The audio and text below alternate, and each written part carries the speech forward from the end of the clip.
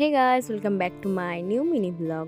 আজ আমি ব্লগটা স্টার্ট করেছি আমার দাদার বাড়ি থেকে, কারণ আজকে আমি তাড়াহুড়োতেই ছিলাম আর শরীরটাও ভালো ছিল না, তাই আমি বাড়িতে কোনো ব্লগের ক্লিপ নিইনি। তো ডাইরেক্ট বাড়ি এসেছিলাম দাদার বাড়ি, ওখান থেকে বাইরে দাঁড়িয়েছিলাম, দাদা পৌঁছায়নি আর ওর কাছে চাবি ছিল, আমরা তো জানতাম না ও বাড়িতে নেই। তার মধ্যে ও আসার পর বাড়িতে ঢুকলাম, এসে দেখি না দাদাদের বাড়িতে এক গাদা গাছ কিনেছে, বাট ভালো লাগছে। আমিও ভাই গাছ লাগাতে খুব ভালোবাসি, কিন্তু এই একটু বর্ষাটা পড়ুক তারপর আমিও অনেক গাছ কিনবো, ইচ্ছা আছে। তারপরে আবার চলে গেছিলাম বোনের বাড়িতে, ওর বাড়িতে সবাই মিলে গেছিলাম।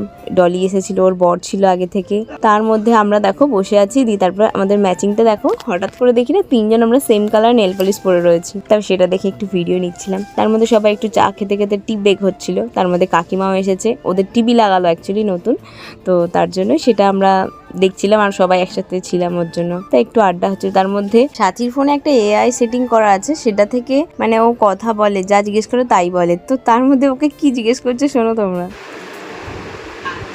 সবাই যখন বলছে তখন নিশ্চয়ই কোনো মজার ব্যাপার আছে।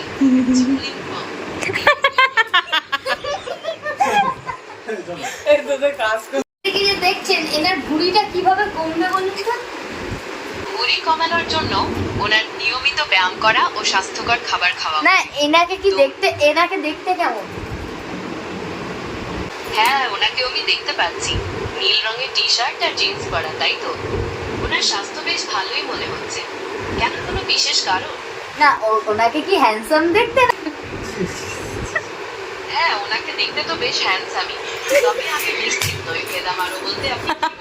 আমাদের ফাসলামাগুলো শেষ হতে আমরা বাড়ি চলে এসেছি দাদার বাড়িতে। এসে দেখছি যে মা বাবা এসে গেছে, দাদা বৌদিও বাজারে গেছিলো, ওরাও এসে রান্না বান্না কমপ্লিট করে এবার বিছানা স্টার্ট হয়ে গেছে। আমরা তারপর খেয়ে দিয়ে শুয়ে পড়তে হবে তাড়াতাড়ি, কারণ কাল সকাল সকাল উঠে ভোর দিতে যেতে হবে। দেখা হচ্ছে নেক্সট ভিডিওতে, বাই।